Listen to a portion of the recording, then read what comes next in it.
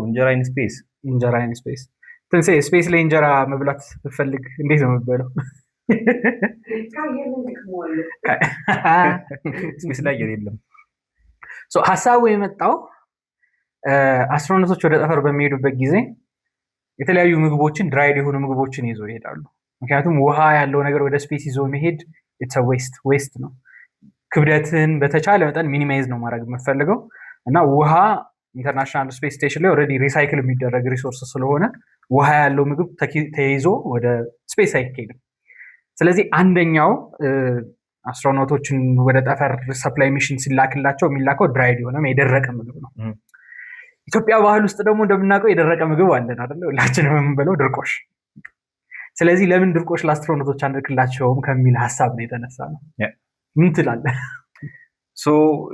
እንጀራን ወደ ስፔስ የሚላኩ ሀሳብ አይ ቲንክ የሆነ ሳለ መፈጠሩ አይቀርም። ወደፊት የኢትዮጵያ አስትሮኖቶች ሲኖሩ እንጀራ እዛ መብላታቸው አይቀርም። ሀሳባችን ምንድነው? እንጀራን እንዴት አድርገን ነው ስፔስ ላይ መላክ ምንችለው? እንደጋ ደግሞ ወደፊት ደግሞ ሰስቴኔብል ስንሆን እንደ ማርስ ላይ ወይ ደግሞ ሌላ ፕላኔቶች ላይ ስንሄድ እንዴት ነው እንጀራችን ሊመጋገር የምንችለው? ስለዚህ መጀመሪያ ከመላኩ ነው የምንጀምረው ማለት ነው። ለምንድን ነው እርጥብ እንጀራ መጀመሪያ ማንልከው የሚለውን ሀሳብ ራሱ እናየው። ኖርማል እንጀራ ወደ ስፔስ ቢላክ ወደ ስፔስ እንጀራ ብንልክ አይ ቲንክ የመጀመሪያው ነገር ሀፕን የሚያደርገው ይሻግታል አይደለ? ስፔስ ላይ ለረጅም ጊዜ ሰስቴንድ ሆኖ መቆየት መቻል አለበት። እንዴት አድርገህ እርጥብ የሆነ እንጀራ ኖርማል እንጀራን ማቆየት ትችላለህ ስፔስ ላይ? ከባድ ነው። አሁን ምድር ላይ ለምሳሌ አንዳንድ ሰዎች ፍሪጅ ውስጥ ያስቀምጡታል። ነገር መሶብ ውስጥ ደግሞ ሲያስቀምጡ መሶብ የራሱ ካራክተሪስቲክስ አለው እንጀራውን የሚጠበቅበት፣ ግን እሱም ለተወሰነ ቀን ነው። ግን አሁን ለምሳሌ አይሲስን ብንወስድ እላዩ ላይ ያለው ቴምፕሬቸሩ እና ፕሬሸሩ ከምድር ላይ ካለው ሊለይ ይችላል። አይ ቲንክ የሆነ አርቲክል እያነበብኩኝ ነበረ። እንዴት አድርገው ነው አክቹዋሊ ኤክስፐሪመንቶች የሚሰሩት እዛ ፈርመንቴሽን እና ነገር የሚለው ማለት ነው። እና ያላቸው ቴምፕሬቸሩ 36-37 ዲግሪ ሴልሺየስ በጣም ሞቃታማ ነው። ምክንያቱም ያለው የኤር ኩሊንግ ሲስተሙ እንደጋ ደግሞ ከመሳዮች የሚወጣው ሂት እንዳለ አፌክት ያደርገዋል አይሲስ ውስጥ። ከዛ በተጨማሪ ደግሞ ፕሬሸሩ ደግሞ ዝቅ ያለ ነው ከዚህ ካለው እና እዛ ኮንዲሽን ላይ ወዲያውኑ ይበላሽ ነው ይመስለኝ። ምናልባት ትንሽ ከዋናው ርዕሳችን ወጣ ልበልና ስፔስ ላይ ከዛም በፊት አሁን ለምሳሌ ከሚታወቁት ጋር ሚስቶ ምን አገናኘው? እስካሁን አይተኸው ነበረ? ሚሶ የጃፓኖች ትራዲሽናል ምግብ ነው። ሶያቢን ወይ ደግሞ አኩሪ አተር ከሱ ነው የሚሰራው። እና ይሄንን ምን አደረጉት? ኤክስፐሪመንት ሲሰሩ 3 ቦታዎች ላይ አይሲስ ላይ ካምብሪጅ እና ደግሞ ኮፐንሃገን 3 ቦታዎች ላይ ሁለቱን እንደ ኮንትሮል አድርጓቸው ካምብሪጅ እና ኮፐንሃገንን። ከዛ በኋላ ደግሞ አይሲስ ላይ ያለው ሚሶ እንዴት አድርገን ነው ፈርመንት ማድረግ የምንችለው የሚለውን ሪሰርች ለመስራት ነው እንግዲህ ሀሳባቸው የነበረው እና ፖሲብል ሆኗል። አክቹሊ ቅድም እንዳልኩትኝ ኢንቫይሮንመንቶቹን ኦልሞስት አንዴት ለማድረግ ሞክረዋል። ግን ስፔስ ላይ ያለው ትንሽ ይለይ ነበር። አይሲስ ውስጥ ያለው 36 ዲግሪ ሴልሺየስ ምድር ላይ ካለ 23 ዲግሪ ሴልሺየስ የበለጠ ነው። ራዲዬሽኑ ደግሞ 120 እጥፍ የበለጠ ነው አይሲስ ላይ ያለው ምድር ላይ ካለው ራዲዬሽን። 98 ኪሎ ፓስካል ፕሬሸር ላይ ሆኖ ነው ይሄን ኤክስፐሪመንት ያደረጉት። ምድር ላይ ደግሞ ሲ ሌቭል ላይ ሆነው 102 ኪሎ ፓስካል ላይ ሆነ ያደረጉት እና ፋይንዲንጋቸው ምንድነው? ኢትስ ፖሲብል አክቹሊ ፖሲብል ነው ስፔስ ላይ ፈርመንት ለማድረግ እነዚህ ማይክሮቦችን ይስት የመሳሰሉትን እዛ ላይ ሰስቴን ለማድረግ ኢትስ ፖሲብል። ግን አይሲስ ውስጥ ነው። በኋላውን አክቹሊ ስፔስ ውስጥ ነው የምናወራው እና አይሲስ ውስጥ ኮንትሮል ሊሆን ኤንቫይሮንመንት ውስጥ ነው የሚለውን ያገኘነው እና ሚሶ ምንድነው? ያው የጃፓን የትራዲሽናል ምግብ ነው ማለት ቀምሰ ተቀበለ። በዚህ አጋጣሚ ዌልካም ቱ ህዋካስት። እንግዲህ ህዋካስት የኢትዮጵያ ስፔስ ሳይንስ ሶሳይቲ የጀመርነው ፖድካስት ነው። የተለያየ ስፔስ ሳይንስ ላይ ያሉ ቶፒኮችን እያነሳን እናወራለን። ብዙ ሪሰርች ላናደርጋቸው እንችላለን። አንዳንድ ፖይንቶችን ሪሰርች ልናደርጋቸው እንችላለን። ነገር ግን ሀሳቦቻችን ሼር እናደርጋለን። ከእናንተ ጋር የሚኖራችሁን ጥያቄዎች መጠየቅ ትችላላችሁ። ዩቲዩብ ቻናላችን ላይ የኢትዮጵያ ስፔስ ሳይንስ ሶሳይቲ ቻናል ሰብስክራይብ ማድረግ እንዳትረሱ። ከዛም ባሻገር የህዋ ፕላስ ዌብሳይታችን ላይ አፕሊኬሽናችን ዳውንሎድ ማድረግ ትችላላችሁ። የተለያዩ የስፔስ ኒውሶችን እዛ ላይ ሪሊዝ ስለምናደርግ ፎሎ እንድታደርጉን በዚህ አጋጣሚ እናገራለሁ።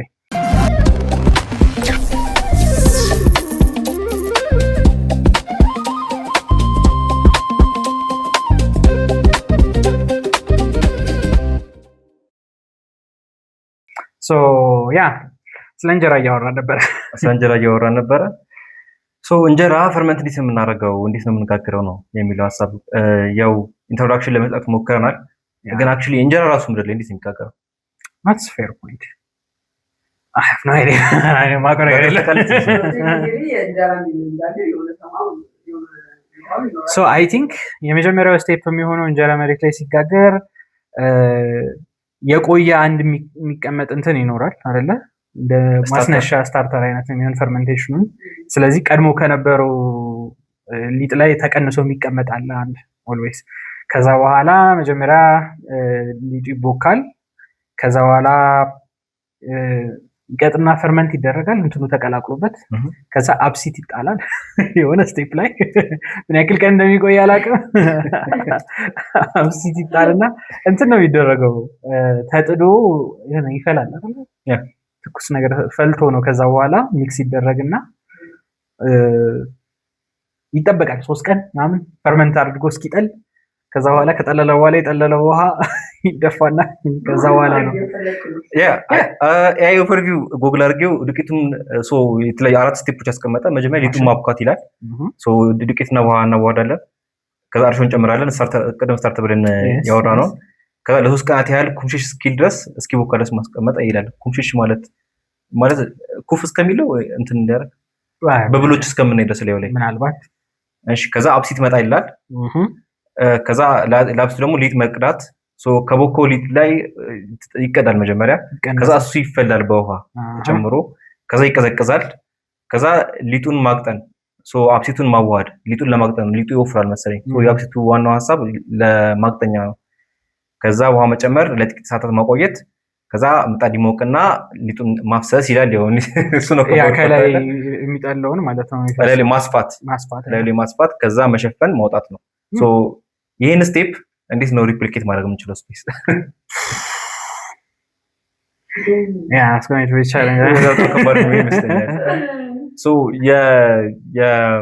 ሚሶን ያው ፈርመንት የሚያደርግ ምግብ ነው። ልክ እንደ ስልጆ ነገር መሰለኝ። ስልጆም ከእንትን ነው የሚሰራው አይደል? ከባቄላ ፈርመንት ተደርጎ። ይሄኛውም ልክ እንደሱ ግን ከአኩሪ ነገር ነው የሚሰራው። አትሊስት ፈርመንት ለማድረግና ለመከታተል ቀለል የሚል ይመስለኛል ስቴፑ። እንጀራ ግን እዚህ ጋር ያየናቸው ቢያንስ ወደ 12 ስቴፖች አሉት እና እያንዳንዱ ነገር በትክክል ካልመጣ እንጀራው አይን ላይ ኖረው ይችላል ሲጋገር ራሱ በጣም። ስለዚህ ይሄን ፊገር አውት ማድረግ እንችላለን ማለት ነው። አንድ ላይ ይሄዳል። አይ ቲንክ ጥሩ የሚሆነው መፍትሄ እያንዳንዱ እንጀራ የሚጋገርበት ፕሮሰስን ስፔስ ላይ ማሰብ ነው። ስለዚህ ከመጀመሪያው ብንጀምር ለምሳሌ ክል ዱቄት ወደ ስፔስ ይዘህ መሄድ ትችላለህ። ችግር የለውም። ውሃ ኤስኤስኤስ ላይ አለ ብለን እንነሳ። እሺ ሹር ውሃና ዱቄቱን ማቀላቀል ትችላለህ። ነገር ግን ግራቪቲ የሌለበት ቦታ ላይ እንዴት ነው ሊጥ ማብኳት የሚችለው? በጣም ከባድ። እንዴት ነው ማዋሃድ የሚቻለው? ሁለቱን እንዴት ይዋሃዳል? የመሬት ስበት የሚባል ነገር የለም። ስለዚህ ውሃው ከላይ ከተንሳፈፈ ነው። ዱቄቱን አየር ላይ መክፈት አችልም። ምክንያቱም ዱቄቱ አንድ ጊዜ መቡነን ከጀመረ አይወድቅም፣ አየር ላይ ነው ይቀራል። ስለዚህ የሆነ ኮንቴንድ የሆነ ምንድነው መያዣ ነገር ያስፈልጋል። ዱቄቱና ውሃው ከኢንተርናሽናል ስፔስ ስቴሽን ወይም ካለበት ስፔስ ስቴሽን ጋር እንዳይገናኝ የሚያደርግልን። ስለዚህ ዱቄቱን የምከፍተው እዛ ውስጥ ነው። ኦኬ ዱቄቱን ከፈትከው ወዴት ነው የምትደፋው? ወደ ታች የሚደፋበት ቦታ የለም። ምንድነው የምታደርገው ዱቄቱን? አይ ቲንክ የሆነ ኮንትሮል የሆነ የግራቪቲ ኢንቫይሮንመንት፣ አለበለዚያ ደግሞ ይሄን ኮንትሮል ማድረግ የምንችልባቸው ወዮች አሉ ይመስለኛል። ምናልባት ለምሳሌ ልክ እንደ ኮምፕረሰር ነገር ቢኖርስ እና ውሃውንም ዱቄቱንም ማን ሊያደርጋል ወደ አንድ ቦታ ላይ ብቻ ልክ እንደ ወይ ደግሞ ሴንትሪፊውጅ ልክ እንደዚህ አይነት ነገሮች ላይ ካለ ወደ አንድ ቦታ ላይ እንዲለጠፍ ወደ አንድ ቦታ ላይ ይወስድልሃል። ግን ስቲል ማብኳት የሚባለው ፕሮሰስ ደግሞ አለ እና እሱ ከባድ የሚያደርገው ይመስለኛል። ምናልባት ለሱ ስፔሻላይዝድ የሆነ ቱል ዴቨሎፕ ማድረግ ይኖርብሃል ማለት ነው። ስለዚህ ልክ እንደ ትልቅ የሆነ ማብኪያ ነገር ግን በጣም በፍጥነት የሚሽከረከር። ስለዚህ ማብኪያው እንደዚህ አተናንግል ሆኖ ይሽከረከራል ባለበት ዙሪያ። ሲሽከረከር የማብኪያው ወደ ታች ላይ ዱቄቱ ውሃው በሙሉ አንድ ቦታ ላይ ይሰበሰባል መሀል ላይ። ከዛ እሱን እየተሽከረከረ የሚያቦካ ለማማሰያ ነገር ያስፈልጋል ማለት ነው። ስለዚህ ሁለት የሚሽከረከር ፓርቲ ያስፈልጓል። ሙሉ ማብኪያው በሙሉ ይሽከረከራል አንድ፣ ከዛ መሀሉ ላይ ደግሞ የሚሽከረከር ሌላ የሚያወቁ አክቹዋሊ እንትን ያስፈልጋል ማለት ነው። ሰው ምናልባት ግልጽ ለማድረግ ያህል በውጭ በኩል እንዳለ እቃው መሽከርከር ያለበት በአንድ ቦታ ላይ እንዲለጠፍ ነው ግራቪቲ እንዲኖረው ነው። ከዛ ሁለተኛው ደግሞ መሀል የሚሽከረከረው ደግሞ ለማዋሃድ ብቻ ነው። ግን አሁን ለምሳሌ የውጨኛውን ማሽከርከር እናቁም ካልን ደግሞ ሙሉ ስፔስ ስቴሽኑ መሽከርከር አለበት ልክ የግራቪቲ ሴንስ እንዲኖር ማለት ነው። እሱ ካለን ደግሞ ጀስት ማዋሃድ እንችላለን ማለት ነው። አሁን የምናወራው ችግር አይኖርም ማለት ነው። ያው ይሄ ሁሉ ችግር የሚፈጠረው ኢንተርናሽናል ስፔስ ስቴሽን ላይ ግራቪቲ ስለሌለ ነው፣ ወይም የመሬት ስበት ስለሌለ ነው። ማይክሮግራቪቲ ኢንቫይሮንመንት ውስጥ ስለሆኑ ነው። እሺ እንደምንም ብለን አዋሃድ ነውና አቦካ ነው ሊጡ ነበር። ከዛ እርሾ መጨመር ያ ስለዚህ ወይ እርሾ ይዘህ መሄድ አለብህ ኦር ደግሞ ከዚህ በፊት ካቦካው ቡኮ ላይ ቀነስከው ሊኖር ይገባል ከሁለት። ስለዚህ የሆነ ሰዓት ላይ ብቻ መጀመር አለብን ማለት ነው። እርሾ የምናመጣበት ወይ ያስፈልጋል። እዚህ ራሱ እንዴት ነው የሚያደርጉት? እርሾ ለመጀመሪያ ጊዜ ሲደረግ እንዴት ነው የሚሆነው? እርሾ ይበረድራሉ እናቶች ለመጀመሪያ ጊዜ እንጀራ ሲጋገር እንዴት ነው የሆነው? እስቲ ምናልባት የእናንተን ሀሳብ አስተዋውቁን ኮሜንት ላይ። እስካሁን ድረስ እንጀራ ስለመጋገር ያወራነው ላይ ብዙ ስህተት እንደሚኖር እርግጠኛ ነን። ስለዚህ ኮሜንት ላይ ጻፉልን ምን ያክል እንደተሳሳትን።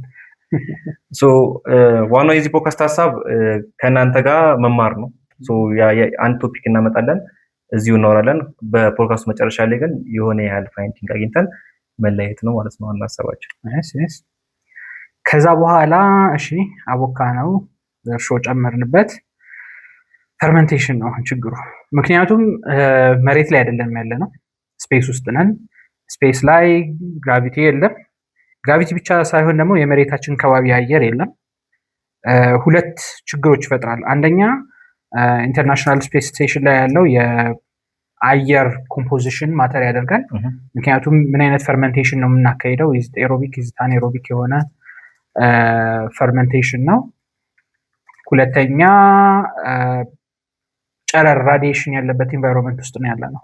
ስለዚህ ይሄ ራዲዬሽን እነዛን ማይክሮ ኦርጋኒዝሞች ምን ያክል አፌክት ያደርጋቸዋል ወይም በምን አይነት መልኩ ተጽዕኖ ያሳድርባቸዋል የሚለው ሌላ መታሰብ ያለበት ነገር ነው። ምክንያቱም ራዲዬሽኑ ማይክሮ ኦርጋኒዝሞቹ እንዳያድጉ የሚያደርጋቸው ከሆነ ሊጥ ኩፍ አይልም ማለት ነው። ስለዚህ እሱ አንድ መታሰብ ያለበት ኢሹ ይሆናል ማለት ነው።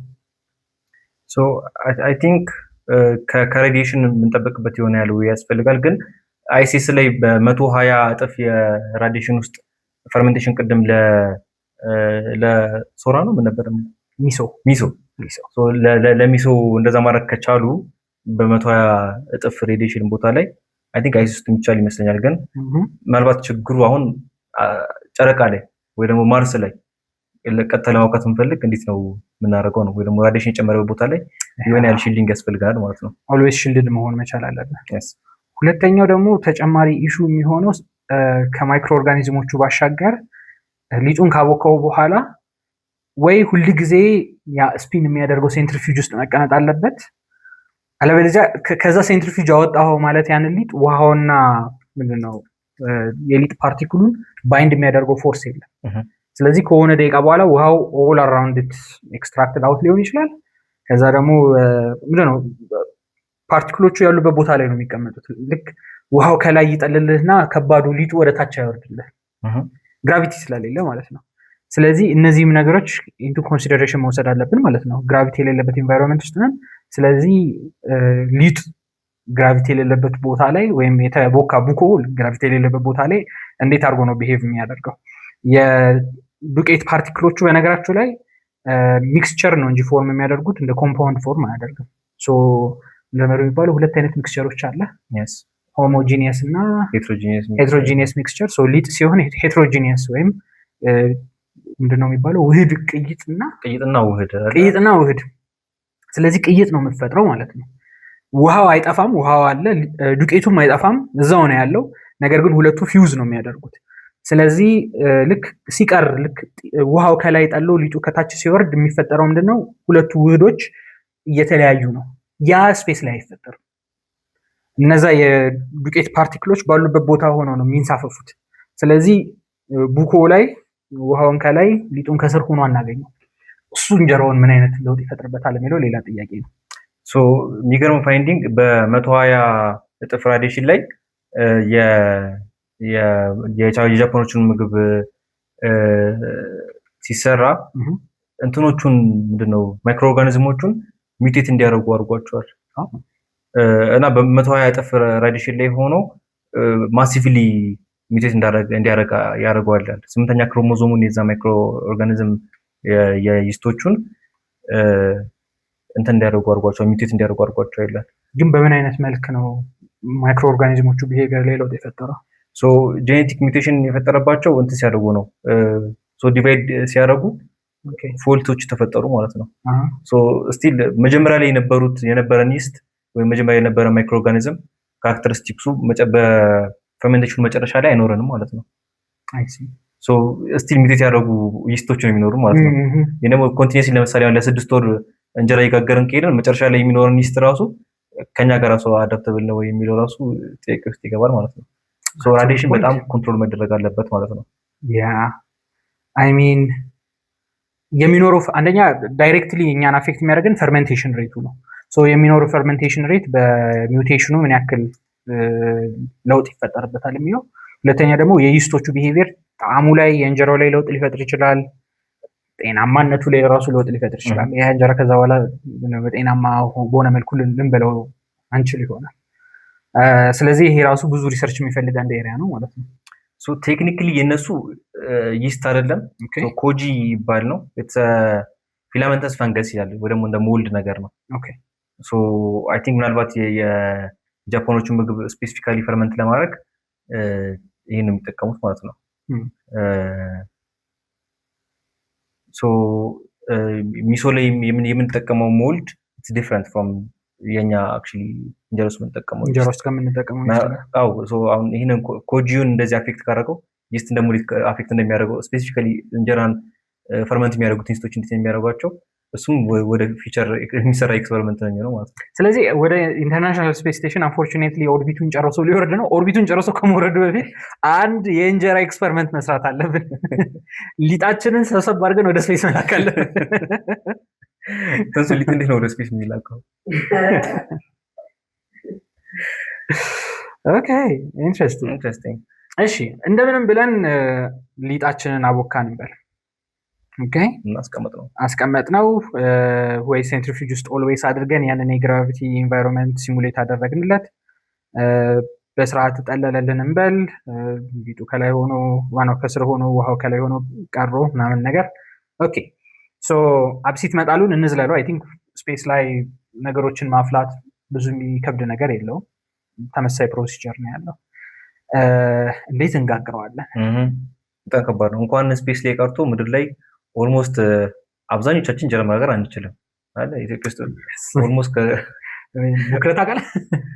ሞክሬ አውቃለሁ። በውሃ አስፍቶ የሚያቅፋል። ኢቭን ወደ ግራና ወደ ቀኝ ራሱ ስታሰፋ ልዩነት ራሱ አለው መሰለኝ። እንዴት ነው የሚሰፋው? ራሱ ከግራ ወደ ቀኝ ነው፣ ከቀኝ ወደ ግራ ነው። ክሎክዋይስ እና ካውንተር ክሎክዋይስ ሲደረግ ራሱ እንትን አለው፣ ኢፌክት አለው። እሱ ኢፌክት የሚኖረው ይመስለኛል። የመጀመሪያው ችግር ምንድን ነው? አጌን ግራቪቲ የሌለበት ኢንቫይሮንመንት ውስጥ ነው። ሊጡን ይዘዋል፣ ወዴት ነው የምትደፋው ነው ጥያቄ። ከጆጉ ስገለብጠው እዛው ነው፣ አየር ላይ ነው የሚቀረው። ወደታች ወርዶ የሚነካው ነገር የለም፣ ስፔስ ላይ ነው አሁን። ስለዚህ ሌላ ሴንትሪፊውጅ ያስፈልጋል እሱ፣ ወይ ደግሞ ሊጡን ስፕሬይ የሚያደርግልህ ሲስተም ያስፈልጋል። ፎርስ አድርጎ ሹት የሚያደርግልህ። ሹት ራሱ ካደረገ በኋላ የሚኖረው የሚያገኘው ሰርፌስ ላይ ሄዶ ልጥፍ አይልም አይደለ? ኮሉዥን ነው የሚፈጥረው። ስለዚህ ሄዶ ተጋጭቶ ራሱ ባውንስ ባክ ሊያደርግ ይችላል። ስለዚህ እንዴት ነው ሊጥ ግራቪቲ የሌለበት ኢንቫይሮንመንት ላይ የምታፈሰው? እንዴት ነው ውሃ ራሱ ማፍሰስ የሚቻለው? ውሃ ራሱ እንዴት ነው የሚፈሰው? ቪዲዮ አለ መሰለኝ አስትሮኖቶቹ ውሃ ለመጠጣት ሲሞክሩ አለ። እሱን ምናልባት ብናየው ትክክል ነው። እሱ ቪዲዮ ነው። ይሄ እንትን ነው። ውሃና ፎጣ እንዴት ነው የሚረሰው ነው ይሄኛው ሀሳቡ እያሳየ ያለው። ስለዚህ ውሃውን እንደዚህ ነው የምትደፋው፣ ወደ ጎን ነው እየተደፋ ያለው ውሃ። እሱ ያየነው ወደ ጎን ነው እየተደፋ ያለው። አክቹሊ ምናልባት ለእናንተ እንዲታያችሁ ስክሪኑን ወይ ቪዲዮን ላይ እናደርግላችኋለን። ግን ውሃውን የጨመቀው ሲሄድ የውሃው ሰርፌስ ቴንሽኑ ራሱ በቃ ራሱን የቻለ የሆነ አንድ ፕሮፐርቲ ያለው የሆነ እንደ ሶሊድ እና ሊኩዊድ መካከል ያለው ልክ እንደ ጄል ነገር ነው አክት እያደረገ ያለው ውሃው። እንደ ጄል ነገር ነው አክት የሚያደርገው። ስለዚህ ተነጥሎ በራሱ ወደ ታች ወይም ወደ ላይ ወዴትም አቅጣጫ አይሄድም፣ ባለበት ሆኖ ነው የሚቆየው። የሰውየው እጅ ላይ እንዴት አድርጎ እንደሚለጠፍ ራሱ። ስለዚህ ወዴትም አቅጣጫ መድፋት አንችልም ውሃው። ስለዚህ ከባድ ነው ማለት ነው። የመጀመሪያውን ችግር ራሱ አልፈን የመጀመሪያው ችግር የዱቄቱና የውሃው መቀላቀል እሱ ራሱ አልፈን ተቀላቀሉ እንኳን ብንል ለማፍሰስ ራሱ ወዴትም አቅጣጫ ስፔስ ላይ ከላይ ከታች ከጎን ምናምን የሚባል ነገር የለም። ሁሉም አቅጣጫ እኛ እንደምናስበው አይደለም። ስፔስ ላይ ተገልብጦም ራሱ ቢሄዱ ታችም ላይ ሊሆን ይችላል፣ ቀኝም ግራ ሊሆን ይችላል፣ ሊገለባበጥ ይችላል።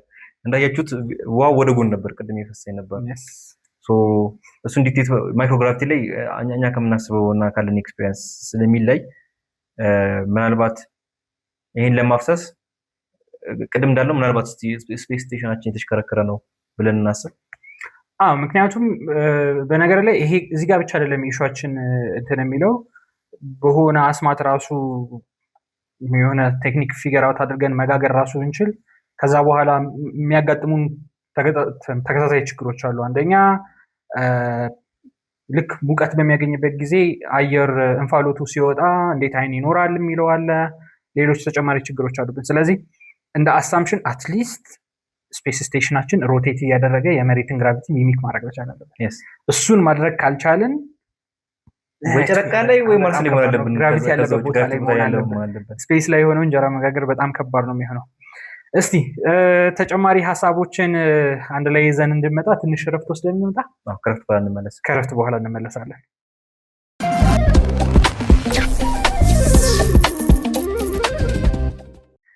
ዌልካም ተመልሰናል ከእረፍት በኋላ። እንጀራ ለመጋገር እየሞከረን ነው ስፔስ ላይ።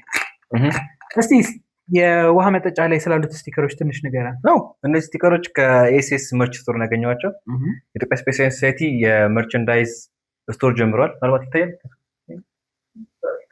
እነዚህ የኢትዮጵያ የጥንታዊ የፕላኔቶች ወይ ደግሞ ፈለኮች ስያሜ ላይ ቤዝ አድርገው የተሰሩ ስቲከሮች ናቸው።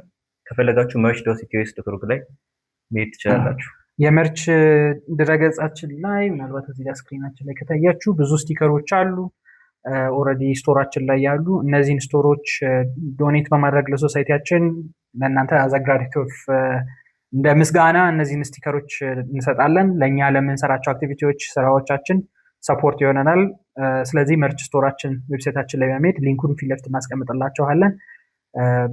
የተለያዩ ስቲከሮችን፣ መጎችን ወደፊት ደግሞ የምንጨምራቸው ተጨማሪ መርቾች ይኖራሉ። እነሱን በመግዛት ስራችንን እንድትደግፉ በዚህ አጋጣሚ ለመጋበዝ እንወዳለን። ይህን ያክል ካወራን አይ ቲንክ ስለ እንጀራችን ወደ ማውራት እንመለስ። ምን ላይ ነበር ያቆም ነው?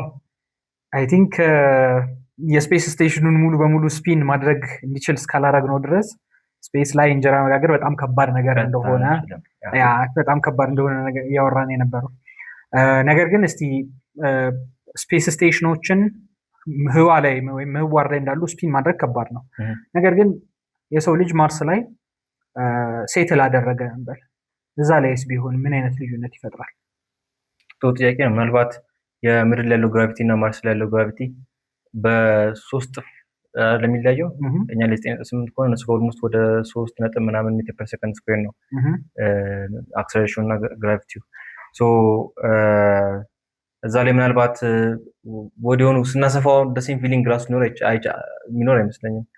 ወይ ደግሞ ሲፈናጠቅ ራሱ በጣም ሊፈናጠቅ ይችላል ስናሰፋው ግራቪቲው ትንሽ ስለሆነ እዛ ምናልባት እሱ አፌክት ካላደረገን በስተቀር በብል የሚያደርገውን ነገር የሚያበላሸው አይመስለኝም። ስለዚህ ምናልባት አሁን ለምሳሌ ያክል ሊጡ በወፈረ ቁጥር ነው አይደለ ለመድፋት ከባድ እየሆነ የሚመጣው። ምናልባት ሊጣችንን ቀጭን ማድረግ ወይ ሁለት ዙር ማስፋት አለብን።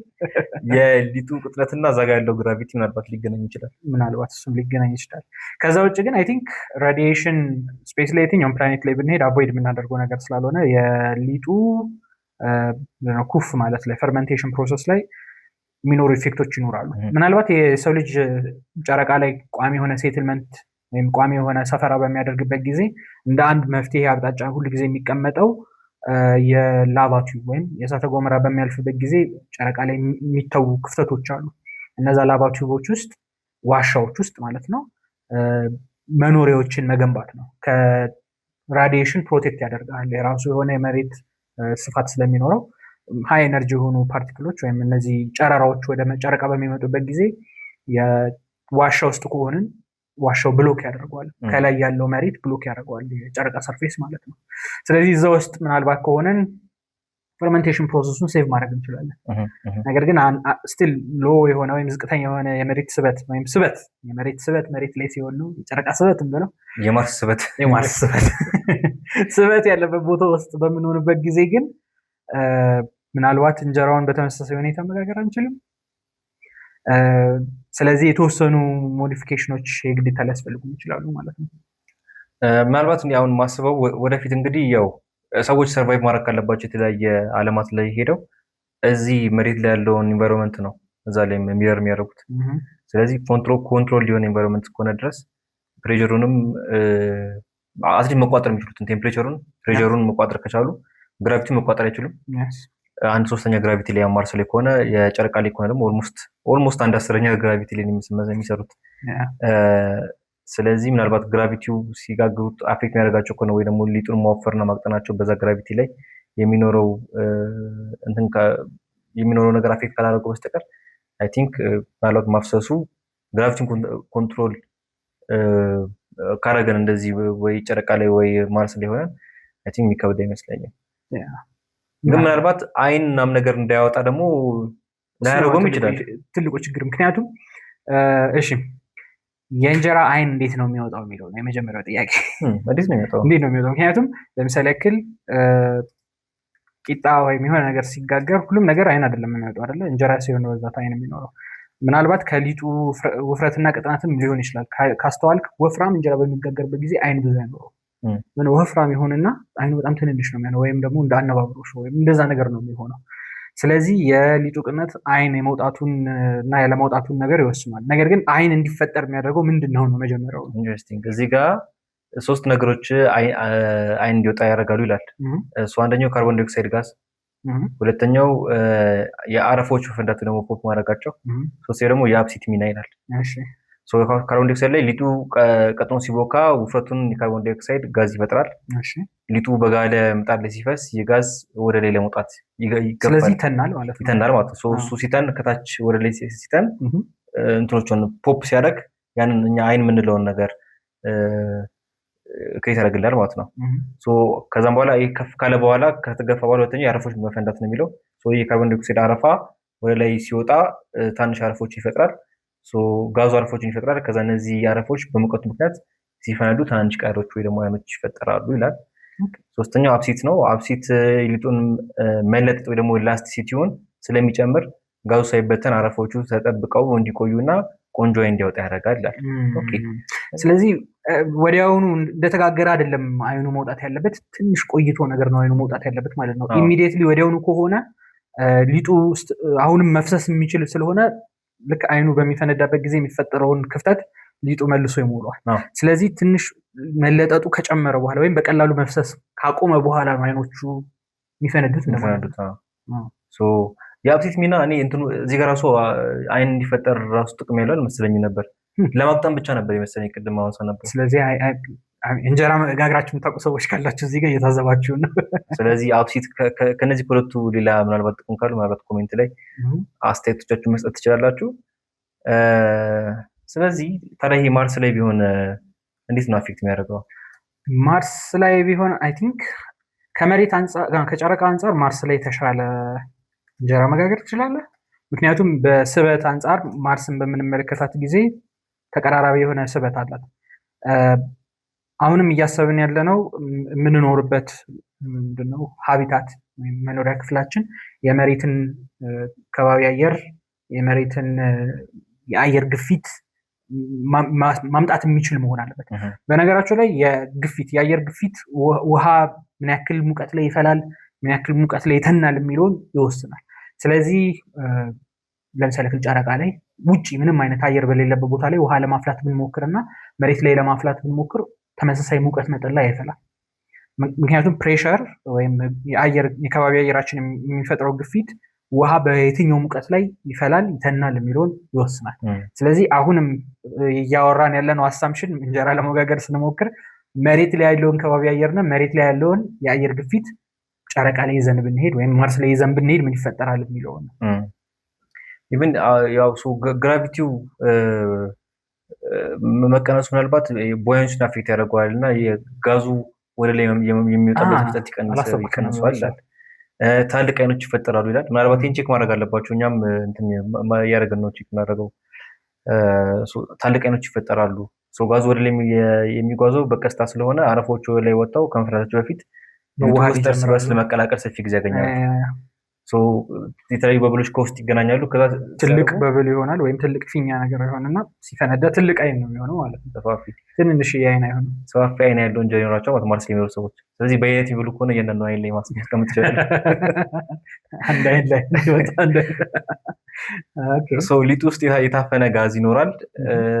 የማርስ ሰባት ሊጡን በኃይል ወደታች ስለማይጫነው አረፎቹ ተገዝፈው ወደ ላይኛው ላይ መውጣት ሊያቅታቸው ይችላል። በዚህ ምክንያት አረፎቹ ውስጥ ሊጥ ውስጥ መሀል ላይ እንትን አለው ያልፈነዳ በብል ራሱ ሊኖረው ይችላል። ልክ ሳምቡሳ ምናምን ሲጋገር ውስጡ ክፍተት እንደሚኖረው ልክ እንደሱ ራሱ ሊኖር ይችላል። የአየር ግፊት ነው፣ የአየር ተጽዕኖ። ያው እሱን ቅድም ኮንትሮል ማድረግ ስለሚቻል እሱን ፕሬሸራይዝ ማድረግ ይችላሉ። ስለዚህ ግራቪቲም ትልቅ ኢፌክት ይኖረዋል ማለት ነው። ስለዚህ መፍትሄው ምንድን ነው? መፍትሄው ድርቆሽ መላክ ነው። ድርቆሽ ከመሬት ሁሉ ጊዜ መላክ ነው። ስለዚህ ምናልባት ወደፊት ወደ ማርስ እና ወደ ጨረቃ ድርቆሽ ብቻ የሚልክ ካምፓኒ ራሱ ሊኖር ይችላል ማለት ነው። ሊኖር ይችላል። ለኢንተርፕራይዞች ትልቅ ስታርታፕ ሆኖ ወይ እንጀራ እንደምናውቀው ይለወጣል ሌሎች ፕላኔቶች ላይ ሲጋገር። ምክንያቱም በተመሳሳይ ሁኔታ መሬት ላይ እንደምንጋገረው ይዘን ተመሳሳይ የመጋገር ፕሮሰሱን ተጠቅመን ጨረቃ ላይ ወይም ማርስ ላይ እንጀራ እንጋገር ካልን ማድረግ አንችልም። ሌላ አይነት ነገር ነው የምንጋግረው። ስለዚህ ተመሳሳይ እንጀራ እንጋግር ካልን ምናልባት ውስጡ የምንጠቀመውን ዱቄት፣ የውሃ መጠን፣ እነዚህ ነገሮች መቀየር ይኖርብናል። ወይም ደግሞ አምነን ሌላ የሆነ አይነት ነገር ነው መብላት ያለብን። እንጀራ አይሆንም አዳት ፖይንት። አለበለዚያ ወይም ድርቆሽ አይ ቲንክ ያው እንትኑም መለወጡ አይቀርም። እንኳን ማርስ ላይ ተኪሎ አይደለም እንጀራ ውጭ ሀገር ራሱ ሲጋገር እንዴት ጣዕሙ እንደሚለይ እናውቃለን። ወይ ደግሞ በሌላውን በሩዝ በሌሎች ነገሮች ሊደረግ ይችላል። ስለዚህ ሌላ አይነት እንጀራ ላይ እንችላለን ማለት ነው። ወደፊት ምናልባት እንችላለን። እንግዲህ ቀጣዩ ትውልድ ወይ ደግሞ ከኛ በኋላ የመጡ ሰዎች ይህን ሊያስቡበት ይገባል ማለት ነው። ስለዚህ የእንጀራ ቶፒካችን ከጨረስን ምናልባት የተወሰኑ አዳዲስ ነገሮች ስፔስ ላይ ምን የተፈጠረ ነገር አለ የሚለውን ምናልባት ከማን ጀምር? ከአንተ ጀምር እስኪ። ምን አዲስ ነገር ይዘህ መጣህ? እሺ፣ እኔ አንድ ዩኒቨርሲቲ ላይ ያገኙትን አርቲክል አለ። ምን ይላል? የሮማን ስፔስ ቴሌስኮፕ የጥንታዊ ብላክ ሆሎች ደግሞ ጥቁር ሽንቁር የምንላቸው ነገሮች አሉ። እነሱ እንዴት ከዋክብትን እንደሚበሏቸው ማሳየት ይችላል። ኦኬ፣ አይ ቲንክ መጀመሪያ ስለ ናንሲ ግሬስ ሮማን ቴሌስኮፕ ማውራት የሚኖርብን ይመስለኛል። ምንድነው ናንሲ ግሬስ ሮማን ቴሌስኮፕ? አይ ቲንክ ስለሱ መጀመሪያ ብናወራ የተሻለ አይመስልህ? ናንሲ ግሬስ ሮማን ቴሌስኮፕ ኦገስት ኦልሞስት ወደ ኦገስት 32 2026 በቅርብ ላውንች የሚደረገው ኦልሞስት ከአንድ ወር ከ15 ቀን በኋላ ወደ ስፔስ የሚላክ ቴሌስኮፕ ነው። የሚያዩ ኢንፍራሬድ እንትን በመጠቀም ኢንፍራሬድ ብርሃን በመጠቀም የሚያዩ። ይሄ ደግሞ ኢንፍራሬድ ማለት ታተ ቀይ የምንለው ማለት ነው። ከቀይ ዝቅ ብሎ የሚገኝ የብርሃን ስፔክትረም ነው። እሱን በመጠቀም ወደ ህዋ ወደ ትልቅ ውሃ ለማየት ነው የሚሄደው ማለት ነው። ምናልባት አብዛኞቹ አድማጮቻችን የጄምስ ዌብ ስፔስ ቴሌስኮፕን ሊያውቁት ይችላሉ። ጄምስ ዌብ ስፔስ ቴሌስኮፕም መሬት ላይ የሚገኝ ቴሌስኮፕ አይደለም፣ ጠፈር ላይ ነው የሚገኘው። የላግራንጅ ፖይንት ላይ ኦርቢት የሚያደርግ ስፔስ ቤዝድ የሆነ ወይም ጠፈር ላይ የተመሰረተ ቴሌስኮፕ ነው። ይሄ ቴሌስኮፕ ኢንፍራሬድ ነው። ይህም ቴሌስኮፕ የሚመለከተው ጀምስ ዌብ። ስለዚህ ልክ እንደ ጀምስ ዌብ ኢንፍራሬድ ነው የሚመለከተው። ነገር ግን ጀምስ ዌብም ናንሲ ግሬስ ሮማንም ኢንፍራሬድ የሚያዩ ከሆነ ታዲያ ልዩነታቸው ምንድነው? በሁለቱ ቴሌስኮፖች መካከል ምናልባት ካፓሲቲያቸው ላይ ነው የሚሆነው። አይ ቲንክ ይሄኛው ትንሽ አነስ ይላል። ጄምስ ዌብ ስፔስ ቴሌስኮፕ በጣም ትልቅ ነው። ሲዘረጋ ወደ 6.5 ሜትር ነው የሚሆነው። ይሄኛው ወደ 2.4 ሜትር አካባቢ ነው። ዌቭ ሌንግዛቸው ደግሞ የሚያዩት ኢንፍራሬድ ውስጥ ራሱ የሚያዩት ስፔክትረም ይለያያል። ይሄኛው ከ0.48 እስከ 2.3 ማይክሮሜትር ድረስ ማየት ይችላል። ያኛው ደግሞ ከ0.6 እስከ 28.5 ማይክሮሜትር ድረስ ማየት ይችላል። ስለዚህ ይሄኛው በጣም ዝቅተኛ የሆኑትን ሎ ፍሪኩዌንሲ ያላቸው ኢንፍራሬድ ላይቶችን እነሱን ማየት ይችላል። ሶ በእነዚህ ሁለቱ በመጠቀም ሰማይ ላይም ደግሞ ስፔስ ውስጥ የሚታዩት ነገሮች ካራክተሪስቲክሳቸው ወይ ደግሞ ባህሪያቸው ይለያያል ማለት ነው። ሶ ምናልባት ሌላ ደግሞ ምንድነው ይሄኛው 100 ጊዜ የሚበልጥ ከጂዲብሊስቲ የሚበልጥ ኤሪያን ካፕቸር ማድረግ ይችላል። አይ ቲንክ ናንሲ ግሬስ በአንድ ጊዜ ማየት የሚችለው የሰማይ ክፍል በጣም ሰፊ የሆነ የሰማይ ክፍል ነው በአንድ ጊዜ ማየት የሚችለው። ጄምስ ዌብ ደግሞ ትንሽ የሆነ ኤሪያን አጉልቶ ነው ማየት የሚችለው። ሶ አንዳንድ ጊዜ ልክ ቴሌስኮፕ ሲባል ሁሉም ሰው የሚያስበው የመጀመሪያው ነገር ምን ያክል ያጎላል የሚለው ጥያቄ ነው። ማጉላት ግን ሁል ጊዜ የምንፈልገው ነገር አይደለም። ቴሌስኮፖች ላይ አንዳንድ ጊዜ ሰፊ የሆነ የሰማይ ክፍልን በተመሳሳይ ጊዜ ምስሎችን በመውሰድ የሚፈጠሩ ለውጦችን ማየት እንፈልጋለን። አስትሮኖመሮች ይህንን በሚያደርጉበት ጊዜ የሚጠቀሟቸው ቴሌስኮፖች ማጉላት የሚችሉ ቴሌስኮፖችን አይደለም። ሰፊ የሆነ ኤሪያ ወይም ዋይድ ፊልድ ቪው ያለውን ስፍራ በአንድ ጊዜ ፎቶ ማንሳት የሚችሉ ቴሌስኮፖችን ነው የሚፈልጉት ማለት ነው። አይ ቲንክ የናንሲ ግሬስ ሮመን ቴሌስኮፕ ሰርቬይ ነው የሚሰራው የሰማይ ላይ ወይም የተለያዩ የሰማይ ክፍሎች ላይ ምን አይነት ለውጦች ይፈጠራሉ የሚለውን ኮንቲኒየስሊ ኢሜጆችን በማንሳት የሚፈጠሩ ለውጦችን ዲቴክት ያደርጋል። እና ደግሞ እዚሁ ጋር ምናልባት ለምን ኢንፍራሬድ፣ ምክንያቱም በአይናችን የምናየውን ቪዚብል ላይት ለምንድን ነው የማንመለከተው? ሊሚቴሽን ምን አለው ቪዚብል ላይት የሚለውን እስቲ ለማየት እንሞክር።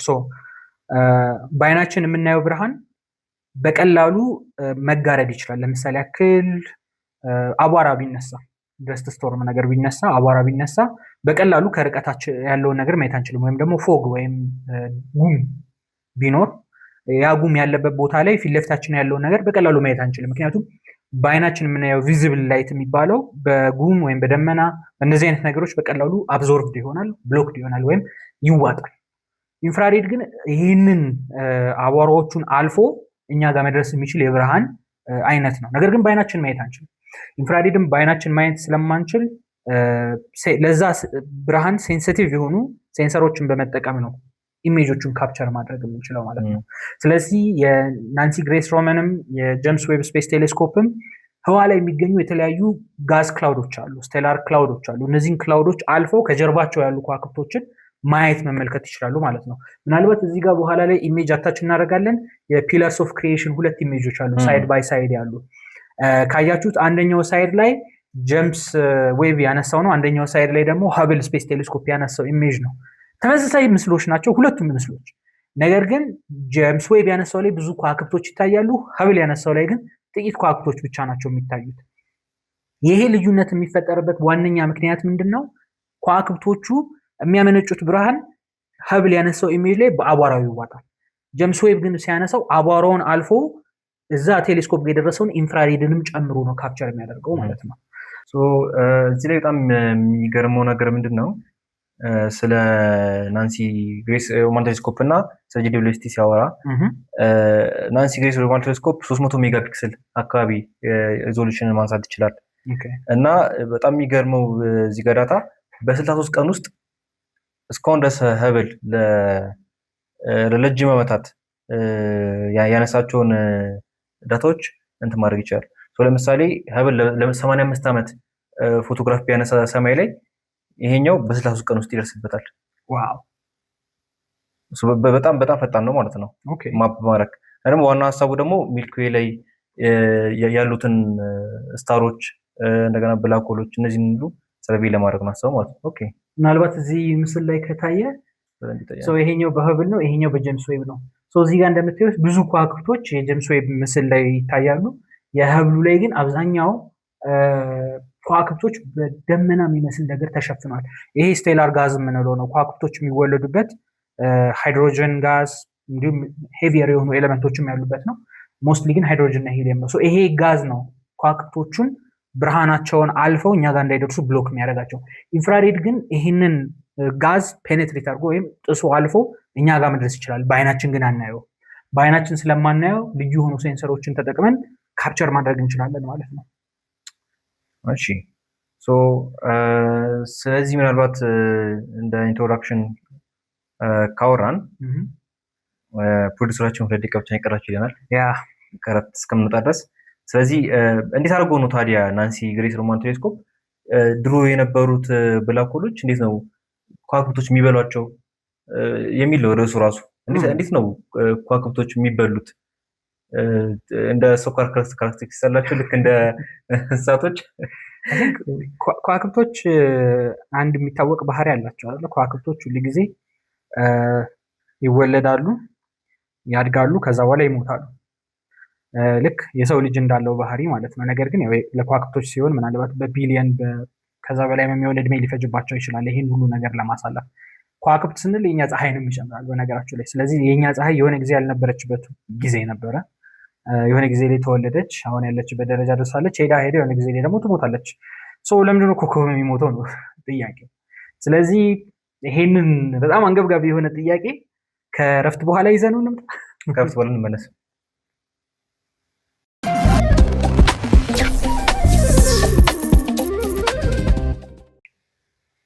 እንኳን ደህና መጣችሁ። ተመልሰናል። ከረፍት መልስ ተመልሰናል። እንዴት ነው ብላክ ሆሎች ከዋክብት የሚበሏቸው? ምናልባት ወሬያችንን ያቆምነው ስለ ከዋክብቶች የህይወት ዑደት እያወራ ነበር። ከዋክብቶች ይወለዳሉ፣ ከዛ ያድጋሉ፣ ከዛ ይሞታሉ የሚለውን ነው። ምናልባት ይሄን ፓርት እንጨርሰውና ስለ ብላክ ሆሎች ያለውን ሀሳብ መመለስ እንችላለን። ስለዚህ መጀመሪያ ከዋክብቶች እንዴት ይወለዳሉ? የዩኒቨርሳችን ወይም ሁለንታችን ውስጥ አብዛኛውን ፐርሰንት የሚይዘው ሃይድሮጅን ጋዝ ነው። ይሄ ሃይድሮጅን ጋዝ የሁለተኛ ደረጃ ሂሊየም አለ። ሃይድሮጅን ጋዙ በአካባቢው ላይ የሚኖሩ የተለያዩ ዲስተርባንሶች ኮንደንስ ማድረግ ይጀምራል። ኮንደንስ በሚያደርግበት ጊዜ መሀል ላይ ሃይ ዴንሲቲ የሆነ ኤሪያ ይፈጠራል። ያ ዴንሲቲ ወይም ትልቅ የሆነ እፍግታ ያለው ቦታ ማለት ነው። በሚኖርበት ጊዜ ማስ አኪሙሌት እያደረገ ይመጣል፣ ወይም መጠነቁሱ እየጨመረ ይመጣል። የዛ ቦታ መጠነቁስ ጨመረ ማለት ስበት ይኖራል፣ ግራቪቲ ይኖራል ማለት ነው። ስለዚህ አካባቢው ላይ ያለውን ተጨማሪ ጋዝ እየሳበ ይመጣል። እየሳበ በሚመጣው ጊዜ መጠነቁሱ እየጨመረ ይመጣል፣ ግራቪቲ እየጨመረ ይመጣል፣ እያለ ይሄዳል ማለት ነው። ስለዚህ ሃይድሮጅን ጋዙ ወደ አንድ ቦታ ላይ መሰብሰብ ይጀምራል። በሚሰበሰብበት ጊዜ ይሄ የተፈጠረው አዲስ የጋዝ ክላውድ ሃይ ዴንሲቲ ወይም ከፍተኛ የሆነ ፍክታ ያለው የጋዝ ክምችት ውስጡ ከፍተኛ የሆነ ሙቀት ኤክስፔሪየንስ ማድረግ ይጀምራል። ሃይድሮጅን ጋዞቹ በሚጨፈለቁበት ጊዜ የሆነ ፖይንት ላይ ሁለት የሃይድሮጅን ጋዝ ኒውክሊየሶች ፊውዝ ማድረግ ይጀምራሉ ወይም መቀላቀል ይጀምራሉ። ይሄ ፕሮሰስ ነው ኒውክሊየር ፊውዥን የምንለው ፕሮሰስ ሀፕን ያደርጋል ማለት ነው። ስለዚህ ኒውክሊየር ፊውዥን ሀፕን ሲያደርግ ያ ኮከብ ተወለደ ማለት ነው። የመጀመሪያው ኢግኒሽን የሚባለውን ስቴፕ ያልፋል። ያ ማለት የኮከቡ ኮር ሃይድሮጅን ፊውዝ ማድረግ ይጀምራል፣ ሃይድሮጅን ፊውዥን ይጀምራል። ስለዚህ አካባቢ ላይ ያለውን የተረፈውን ጋዝ ወደ ውጭ ይገፋውና ኮከብ ይሆናል። ስለዚህ ኮከቦች የሚረገጥ ሰርፌስ የላቸውም፣ ጋዞች ናቸው። ፉሊ ጋዝ የሚለው ቃል ራሱ በቂ አይደለም አይደለ? ፕላዝማ ናቸው። አራተኛው የቁስ አይነት ናቸው ወይም ስቴት ኦፍ ማተር ናቸው። ሶሊድ ወይም ጠጠር አለ፣ ሊኩዊድ ፈሳሽ አለ፣ ከዛ ጋዝ ምንለው አለ፣ ከዛ በኋላ ፕላዝማ የሚባል ስቴት አለ። ስለዚህ ኮከቦች የእኛን ፀሐይ ጨምሮ ሁሉም ፕላዝማ ናቸው። ኮራቸው ላይ ሃይድሮጅን ፊውዥን ይፈጠራል። ከዛ ያ ሃይድሮጅን ፊውዝ ካደረገ በኋላ የሚፈጠረው ኤነርጂ ቀስ እያለ የኮከቡን የተለያየ ሌየሮች አልፎ ፎቶስፌሩ ላይ በሚደርስበት ጊዜ ወደኛ ይደርሳል ማለት ነው። ፊውዥኑ ራሱ ኮከቦች ላይ ሀፕን የሚያደርገው ኮር ላይ ብቻ ነው። ሌላ ቦታ ላይ ፊውዥን ሀፕን አያደርግ። ነገር ግን እነዚህ ኮከቦች በሁለት ፎርሶች መካከል ናቸው ኦልዌይስ። ግራቪቲ ይህን ኮከብ ሁሉንም ነገር ኮንደንስ አድርጎ ወደ ውስጥ ሊጨፈልቅ ይሞክራል። ፊውዥኑ ደግሞ ሙቀት ያለው ስለሆነ ሁሉንም ነገር ወደ ውጭ ለመግፋት ይሞክራል። ስለዚህ በሁለቱ ኃይሎች መካከል ባላንስ ይኖራል፣ ወይም በሁለቱ ኃይሎች መካከል የሚኖር ፉክክር ነው ኮከብን እንዲኖር የሚያደርገው። የዛ ኮከብ ምናልባት ይሄን በጥሩ ምሳሌ ለማስረዳት ፊኛ እናስ ፊኛ አሁን ለምሳሌ ያክል ነፍቼ የሆነ ደረጃ ላይ ካደረስኩት በኋላ በእጄ ቢይዘው ውስጡ ያለው አየር እንትን ማለት ይፈልጋል፣ ምንድነው መውጣት ይፈልጋል። ለዛ ነው ፊኛው የሚለጠጠው። ነገር ግን የፊኛው የተሰራበት ማቴሪያል ይሄ ጎማ የሚመስለው ፕላስቲኩ አየሩ እንዲወጣ ወደ ውስጥ ይይዘዋል። ያ ፕላስቲክ ደግሞ ተለጥጧል፣ ቀድሞ ወደ ነበረበት ቦታ ነው መመለስ የሚፈልገው። ስለዚህ አየሩን ብለቀው ምን ያደርጋል? ፊኛው ኮላፕስ ያደርግና ቀድሞ ወደነበረበት ቦታ ይመለሳል ማለት ነው። ልክ እንደ ላስቲክ የብር መያዣ ላስቲክ እንደምንለው። ስለዚህ ከዋክብቱም ልክ እንደዛ ፊኛ ናቸው። ውስጡ ያለው አየር ይገፋዋል፣ ፊኛው የተሰራበት ማቴሪያል ደግሞ ወደ ውስጥ ይገፋዋል። በሁለቱ መካከል ያለ ባላንስ ነው። ኮከቦች የሚሞቱት መች ነው? በኮራቸው ውስጥ የሚመነጨው ኒውክሊየር ፊውዥን ሲያቆሙ። በፊኛው ምሳሌ ደግሞ አየሩ ከውስጥ ያለው ሲተነፍስ ማለት ነው። ልክ በሚተነፍስበት ጊዜ ፊኛችን ወይ ይፈነዳል ወይ ደግሞ ኮላፕስ ያደርጋል። ከሁለቱ አንዱ ነው የሚፈጠረው። ስለዚህ የፊኛችን ሳይዝ ይወስናል። ይሄንን አነስ ያለ ፊኛ ከሆነ አየሩ ቀስ ብሎ ይወጣል፣ ከዛ በኋላ ኩምስስ ብሎ ይመለሳል፣ ትንሽ ይሆናል መልሶ። ትልቅ ፊኛ ግን ካለን ትንሽ የቀዳዳ ከተፈጠረ ዛፊኛ ውስጥ ምንድነው የሚያደርገው? ይፈነዳል ማለት ነው። ስለዚህ ከዋክብቶችም ተቀራራቢ የሆነ ነገር ነው ያላቸው። ኤግዛክትሊ ዘ ሴም አይደለም፣ ተቀራራቢ ናቸው። ስለዚህ ትልልቅ የሆኑ ከዋክብቶች ሃይድሮጅን ፊውዝ አድርገው በሚጨርሱበት ጊዜ በሚፈነዱበት ጊዜ ኮራቸው ከፍተኛ የሆነ ግራቪቲ ረሽ ኤክስፒሪየንስ ያደርጋል።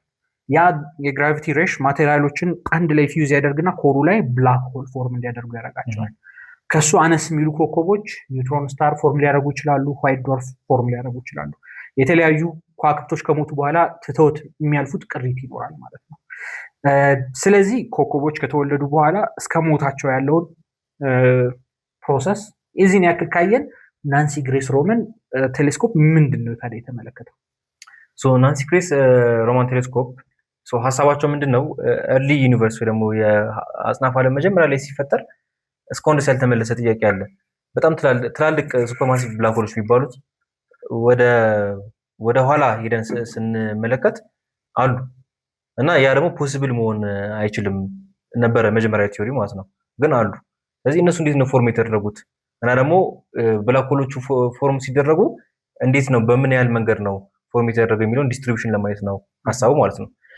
ይሄ ሀሳብ ለማንሳት ያህል የታይዳል ዲስራፕሽን ኢቨንት ይባል ነገር አለ። ይሄኛው ምንድነው? አንድ ኮከብ በአንድ ብላክ ሆል በሚሳብበት ጊዜ ወደ ውስጡ ሲበላው ወይ ደግሞ ወደ ውስጡ ሲገባ በሁለት መንገድ ነው የሚገባው። ሱፐርማሲቭ ብላክ ሆሎች የሚባሉት ደግሞ በጣም ትልቅ የሆኑ ብላክ ሆሎች በሁለት ይከፈላሉ። ሎወር ማስ ያላቸው ትንሽ መጠነቁስ ያላቸው እና ተለቅ ያለ መጠነቁስ ያላቸው አሉ። ተለቅ ያለ መጠነቁስ ያላቸው ወይ ደግሞ ከ100 ሚሊዮን የሶላር ማስ ወይ ደግሞ የፀሐይን ክብደት 100 ሚሊዮን የሚበልጡት ከነሱ ጀምሮ ወደ ላይ ያሉት አንድ ኮከብ ሲበሉት በአንድ ጊዜ ነው የሚያስገቡት። ማየት አንችልም ያን ሲያደርግ ያ ብላክ ሆል ኤቪደንሱ ማየት አንችልም። ግን አነስ ያሉ ከሆኑ ወይ ደግሞ ከ100 ሚሊዮን ከ100 እስከ 100 ሚሊዮን ሶላር ማስ ድረስ ያላቸው ሱፐርማሲቭ ብላክ ሆሎች ከሆኑ እነዚህ ሎወር ማስ ምንላቸው። ሶላር ማስ ማለት ምንድነው? የፀሐይን ግዝፈት ምን ያህል ጊዜ ያክላል፣ ፀሐይ ምን ያህል እጥፍ ይሆናሉ የሚለውን ነው። ለምሳሌ ይሄ 100,000 ሶላር ማስ ብዬ የማወራው ብላክ ሆል የፀሐይን ክብደት 100,000 ጊዜ የሚበልጥ ነው ማለት ነው። ከ100,000 እስከ 100 ሚሊዮን ድረስ ፀሐይን የሚበልጧት ብላክ ሆሎች ከዋክብቱን ሲበሉ ምን ይፈጠራል? ያ ኮከብ በአንድ ጊዜ አይደለም የሚዋጣው፣ ለተለያየ ወደ ልክ እንደ ስፓይራል ነገር ይሰራል። ስፓይራል ነገር ይሰራና በብላክ ሆሉ ዙሪያ አክሽን ዲስክ የምንለው ወይ ደግሞ የሚያበራ ነገር ይፈጥራል ማለት ነው። አክሽን ዲስኩ በአካባቢው የሚሽከረከር ጋዝ ፎርም ያደርጋል። ብላክ ሆል በተፈጥሮ ከራሱ የሚወጣ ብርሃን የለውም። ብላክ ሆሉን ለማየት ግን እንደ ኤቪደንስ በዛ ብላክ ሆል ዙሪያ የሚሽከረከር ነገር እናያለን ማለት ነው። ወደዛ እየገባ ያለ የሚሽከረከር ነገር እናያለን። እሱ አክሽን ዲስክ ይባላል። አክሽን ዲስኩ ላይ ያለው የጋዝና የስታር ዳስት ይፈጠራል ማለት ነው። ስታሩ ራሱ በዛ ይሽከረከራል። ብላክ ሆሎችን ለማየት ይህንን ታይዳል ዲስራፕሽን ኢቨንት ምንለው ወይ ደግሞ አክሽን ዲስክ ላይ ስታሩ የሚበተንበትን ሂደት ነው ማለት ነው የምናየው። በእነዚህ ቴሌስኮፖች ስናይ ታዲያ ለምንድን ነው ቬራሲ ሩቢን ቴሌስኮፕ አለ፣ ናንሲ ግሬስ አለ፣ ጄምስ ዌብ አለ። ለምንድን ነው ናንሲ ግሬስ ብቻ ይህንን ያህል የሚለውን ደግሞ እኔ ቴክኒካሊ ናንሲ ግሬስ ብቻ አይደለም የሚያየው፣ ግን ናንሲ ግሬስ እነዚህን ነገሮች የማየት አቅሙ ቅድም እንደተናገርነው የፍሪኩዌንሲውም ዌቭሌንግዙም ይለያል። እንደገና ደግሞ በአመት ቢያንስ እስከ 100 ቲዲኤዎችን ማየት ይችላሉ። ቲዲኤ ማለት ቅድም ያወራሁት ታይዳል ዲስራፕሽን ኢቨንት የሚባለው ማለት ነው። ስለዚህ እስከ 100 የሚደርሱ ታይዳል ዲስራፕሽን ኢቨንቶችን በአመት ያይልናል። ስለዚህ ዲስትሪቢዩሽኑን ቶሎ ለማየት ይረዳናል ማለት ነው። አሁን ጄምስ ዌብ ስፔስ ቴሌስኮፕ ቲዲኤዎችን በጣም ብዙ ጊዜ አይልንም በአመት በጣም በትንሽ ፍሪኩዌንሲ ነው የሚያይልን በትንሽ አነስተኛ ስለሆነ እዛ ኤሪያ ላይ ብቻ ያለውን ነው ማየት የሚችለው። ከዛ መለዋወጥ ይኖርበታል፣ ፍሪኩዌንሲው ዝቅ ይላል። ካየም ደግሞ በጣም ወደ ኋላ ነው የሚያየው። ምናልባት ለተመልካቾች እና አድማጮቻችን ለመናገር ያህል ወደኋላ ስል ቴሌስኮፕ እንደ ታይም ትራቭል ማሽን ደግሞ ጊዜን ወደኋላ የምንመለከትበት ማሽን ብለን እንጠራዋለን። እሱ እንዴት ነው የተፈጠረው? ምናልባት በቀላሉ ለማስረዳት ከምድር ወደ ጨረቃ ቴሌስኮፕ ዘርግተን ብናይ ከ1 ሰከንድ በኋላ በፊት የመጣውን ላይት ነው የምናየው። ከፀሐይ ላይ ደግሞ ከሆነ ከ8 ደቂቃ ከ22 ሰከንድ በኋላ ያለውን ላይት ነው ማየት የምንችለው። ጄምስ ዌብ ስፔስ ቴሌስኮፕን በጣም ወደኋላ እስከ 13.7 ምናምን ነገር ድረስ ያሉትን ቢሊዮን ዓመታት በፊት ያሉትን መረጃዎች ነው ላይቶችን መሰብሰብ የሚችለው ማለት ነው። እዚህ ጋር የሆነ በጣም ፌመስ የሆነ ታዋቂ የሆነ ሀሳባዊ ሙከራ ሶት ኤክስፐሪመንት አለ። ፀሐያችን አሁን ድንገት ብትጠፋ ከ8 ደቂቃ በኋላ ነው እኛ የምናውቀው። ለ8 ደቂቃ ያክል ሰማይ ላይ ፀሐይ እንዳለች ነው የምናየው። የፀሐይ ግራቪቲ መሬትን ይዟት ስትሽከረከር ነው የሚሰማነው። ሁሉም ነገር ለ8 ደቂቃ ያክል ምንም አይነት ለውጥ ኤክስፔሪየንስ ማድረግ አንችልም። ፀሐይ ከጠፋች ከ8 ደቂቃ በኋላ ነው ሰማይ ላይ ጭልም ሲል የምናየው። ይሄ ሀሳባዊ ኤክስፐሪመንት ነው። ስለዚህ ፀሐይ የሆነ ነገር ውጧት ጠፍታ ምናምን አለ። ምን ለማለት ነው? የአስትሮኖሚካል ዲስታንስ ሜዥር የምናደርግበት ሜዥርመንት ዩኒት አለ፣ ላይት ይር የሚባል ወይም የብርሃን ዓመት የሚባል። ይሄ ራሱ ሀሳቡ የሚወጣው ብርሃን ከዛ ኮከብ ወይም ከዛ አካል መንጭቶ እኛ ጋር ለመድረስ ምን ያክል ዓመት ይፈጅበታል የሚለው ነው። ስለዚህ ምሽት ላይ ወደ ሰማይ በምትመለከቱበት ጊዜ የምታያቸው ሁሉም ከዋክብቶች ጨረቃን ጨምሮ ቀን ላይ የምታያትን ፀሐይ ጨምሮ ሁሉንም ነገር የምናየው በሙሉ ኢን ዘ ፓስት ወይም ያሳለፍነው ጊዜ ላይ ያለውን ነው የምናየው። ከረንት ላይ ያሉበትን ሁኔታ ማየት አንችልም። ምክንያቱም ብርሃኑ ከነዚህ አካላቶች መንጭቶ እኛ ጋር እስኪደርስ ድረስ የሚፈጅበት ጊዜ አለ። ያንን ጊዜ ካሳለፈ በኋላ ልክ እኛ ጋር ሲደርስ ያለውን የምናየው ማለት ነው። ስለዚህ እነዚህም ቴሌስኮፖች ወደ ጥልቅ የሆነው ስፔስ በሚመለከቱበት ጊዜ የሚያዩት ድሮ ያመነጩትን ብርሃን ነው እንጂ አሁን ያሉበትን ሁኔታ አይደለም። እሱን በመጠቀም ደግሞ ምን ማድረግ እንችላለን ማለት ነው? ካራክተሪስቲክሱን ከዚህ በፊት የአጽናፈ ሰማይ ፎርም ሲደረግ የነበረው ካራክተሪስቲክስ፣ የዛን ጊዜ የነበሩት ብላክ ሆሎች ምን ነበር የሚያክሉት፣ እንዴት ነው ፎርም የተደረጉት የሚለውን መረጃን ለማግኘት ናንሲ ግሬስ ሮማን ቴሌስኮፕ እንጠቀማለን ማለት ነው። እነዚህ 3 ቴሌስኮፖች አሁን ኦፕሬት ያደርጉ ያሉት ቬራ ሲሩቢን የሚባል አለ። ይሄኛው ቴሌስኮፕ እርዝ ቤዝ ቴሌስኮፕ ነው፣ መሬት ላይ ነው ያለው። ግን በአመት ውስጥ በሺዎች ወይ ደግሞ በ10 ሺዎች የሚቆጠሩ ተናል ዲስራፕሽን ኢቨንቶች ወይ ደግሞ ብላክ ሆሎች ኮከቦችን ሲበሏቸው ወይ ደግሞ ሲጧቸው የሚያሳይ መረጃዎችን ማየት ይችላሉ። ባይ ዘ ዌይ በብላክ ሆል ዙሪያ ቅድም ያወራ ነው አክሽን ዲስኩ ሲያበራ ካለበት ጋላክሲ በላይ ራሱ ሊያበራ ይችላል ለሳምንታት። ስለዚህ በጣም ብርሃናማ የሆነ ነገር ስለሚፈልጉ ለማግኘትም ቀላል ይሆናሉ ማለት ነው። በጣም ብርሃናማ የሆነ ነገር ልክ እንደ ቢከን ወይ ደግሞ እንደ ላይት ሃውስ ወይ ደግሞ ጨለማ ውስጥ የሆነ ችቦ ይዤ ብቆም በቀላሉ ታያለው አይደል? ልክ እንደሱ በቀላሉ ለማግኘት ቬራ ሲሩቢን እንጠቀማለን። ግን ይሄኛው ወደ ቅርብ ያሉትን ነው፣ ወደ 18 ቢሊዮን ወይ ደግሞ ወደ መጀመሪያ አካባቢ ያሉትን አያሳየንም። ናንሲ ግሬስ ደግሞ ወደ ኋላ ያሉትን ማሳየት ይችላል፣ ግን 100 ፐር ይር ይሰራል ማለት ነው። ጄምስ ዌብ ደግሞ ከዛም በበለጠ በጣም ወደ ኋላ ሄዶ ማየት ይችላል፣ ግን ትንሽ ፓቾችን ነው የሚያየው፣ የተወሰነ ኤሪያ ላይ ብቻ ፊልድ ኦፍ ቪው ጠባብ። ስለዚህ ጄምስ ዌብ ስፔስ ቴሌስኮፕ በጣም አቅርቦ ቢያሳየንም የድሮውን ናንሲ ግሬስ ግን ያንን ዲስትሪቢዩሽን ግራፉን ለመስራት ይጠቅመናል ማለት ነው። ምንድነው የሚያደርገው? በናንሲ ግሬስ ስፔስ ቴሌስኮፕ የተገኘው የቲዲ ኢቨንቶችን ማግኘት የምንችል ከሆነ ብላክ ሆሎች የሚፈጠሩባቸው ወዮች ሁለት ወዮች አሉ ተብሎ ይታሰባል በቲዮሪ ደረጃ ማለት ነው። አንደኛው የላይት ሲድ ነው፣ ሁለተኛው ደግሞ ሄቪ ሲድ ይባል ነገር አለ።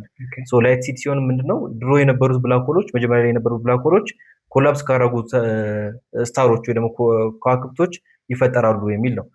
ይሄ ደግሞ ምንድነው ወደ 100 የፀሐይን 100 እጥፍ ግዝበት ያለው ኮከብ ራሱ ላይ ኮላፕስ ሲያደርግ ሊፈጠሩ የሚችሉ ብላክ ሆሎች አሉ። እነሱ ደግሞ ሌሎችን እየዋጡ ነው ትልቅ የሆኑት ያደጉት ሱፐርማሲቭ የሆኑት እና ከ100 እጥፍ ተነስተው ቅድም ያወራ ነው እስከ 100,000 እጥፍ ድረስ የደረሱት ሌሎችን እየዋጡ ነው የሚል ቲዮሪ አለ።